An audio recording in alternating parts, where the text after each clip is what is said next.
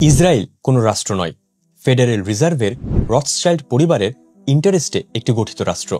Rothschild পরিবার হল জার্মানির ফ্রাঙ্কফুর্ট থেকে উদ্ভূত একটি বিশিষ্ট ইউরোপীয় ব্যাংকিং রাজবংশ।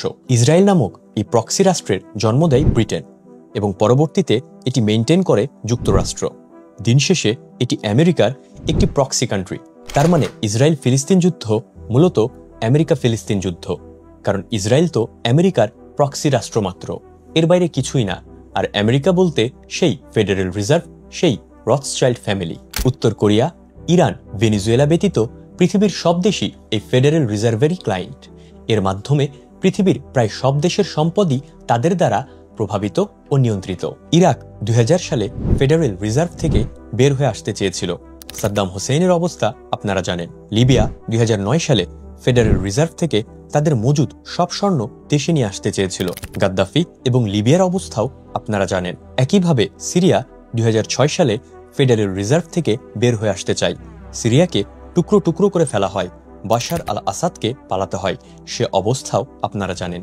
ইরানের বিরুদ্ধে সরাসরি সামরিক লড়াইতে না গেলেও সারা পৃথিবী থেকে বাণিজ্যিকভাবে বিচ্ছিন্ন করে ফেলা হয়। বাইরে বাইরে অনেক কারণ বললেও মূলত যারা ফেডারেল রিজার্ভ থেকে বের হয়ে যেতে চেয়েছিল তাদের সাথে যুদ্ধ করেছে আমেরিকা। কিন্তু প্রশ্ন হচ্ছে, এই ফেডারেল রিজার্ভকে এত শক্তিশালী করল কারা? উত্তর হচ্ছে নবীর দেশ মক্কা মদিনা ভূমির রাজারা তথা সৌদি পরিবার। কিন্তু কিভাবে? পেট্রোডলার চুক্তির মাধ্যমে। পেট্রোডলার চুক্তি মূলত এমন একটি অর্থনৈতিক এবং কূটনৈতিক চুক্তির ভিত্তিতে গঠিত, যার মাধ্যমে বিশ্বের তেলের বাজারে মার্কিন ডলারকে লেনদেনের প্রধান মুদ্রা হিসেবে ব্যবহার করা হয়।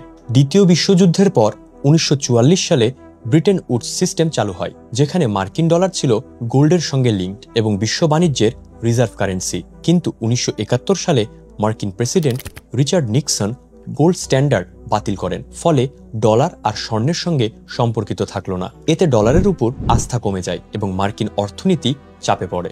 1973 সালে মধ্যপ্রাচ্যে ইয়ম কিপ্পুর যুদ্ধ এবং ওপেক এর তেল নিষেধাজ্ঞা বিশ্বে তেল সংকট তৈরি করে।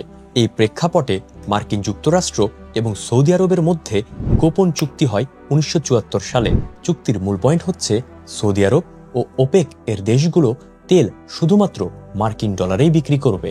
বিনিময়ে যুক্তরাষ্ট্র সৌদি রাজপরিবারকে সামরিক ও রাজনৈতিকভাবে নিরাপত্তা দেবে এবং সৌদির তেল আয়ের একটা বড় অংশ আবার মার্কিন অর্থনীতিতে বিনিয়োগ হবে, বিশেষ করে ইউএস ট্রেজারি বন্ডে। বিশ্বব্যাপী দেশগুলোকে তেল কেনার জন্য ডলার জোগাড় করতে হতো, ফলে ডলারের উপর নির্ভরতা বাড়ে। যুক্তরাষ্ট্র তার মুদ্রা ছাপিয়েও বিশ্ববাজারে শক্তিশালী হয়ে থাকে। একে বলা হয় ডলার হেজিমেনি। এই ডলার হেজিমেনি তথা ডলারের আধিপত্যই আমেরিকাকে সুপার পাওয়ার বানিয়েছে, আর তা বানিয়েছে মূলত মক্কা মদিনার দেশের রাজপরিবার। মার্কিন যুক্তরাষ্ট্র সৌদি আরবকে যে নিরাপত্তা দেওয়ার প্রতিশ্রুতি দিয়েছে পেট্রোডলার চুক্তির অংশ হিসেবে, তার মাধ্যমে মার্কিন যুক্তরাষ্ট্র মূলত মধ্যপ্রাচ্যে তাদের সামরিক উপস্থিতি বাড়িয়েছে। মধ্যপ্রাচ্যে সৌদি প্যানেল মুসলিম দেশগুলোর তথা সৌদি আরব, আরব আমিরাত, জর্ডান, বাহরাইন, কুয়েত, ওমান এবং তুরস্ক এলাকায় নিয়োজিত আছে কমপক্ষে 45,000 আমেরিকান সেনা। শুধু তাই নয়, এই অঞ্চলের সকল সেনাবাহিনী মূলত আমেরিকা নিয়ন্ত্রিত, যা এই অঞ্চলের এয়ারবেস, নেভাল বেস, রাডার বেসগুলোর পজিশন দেখেই বোঝা উচিত। কিন্তু এত কিছু কেন বলছি আপনাদের? কারণ শত্রু দেশের সামরিক স্থাপনা নিজের ভেতর রেখে আপনারা কি করে ভাবেন যে তারা ফিলিস্তিনকে বাঁচাবে? যুদ্ধ করতে চাইলে আগে যুদ্ধ করতে হবে এ আরবদের সাথে। এরাই ইসরায়েলের শক্তি, এরাই আমেরিকার শক্তি। ফিলিস্তিনিদের রক্তের দায় ইসরায়েল কিংবা আমেরিকার চেয়ে এই গাদ্দার আরবদের অনেক বেশি। এরাই আবার অনেক নামাজ পড়ে, রোজা রাখে, ধর্মের বাণী শোনায়, আর অপেক্ষায় থাকে সিরিয়ার মতো আর একটা আমেরিকান স্পন্সার্ড জিহাদের। আফসোস তো শুধু এখানেই যে এত এত নবী রাসূল এসেও এদের ঠিক করা গেল না।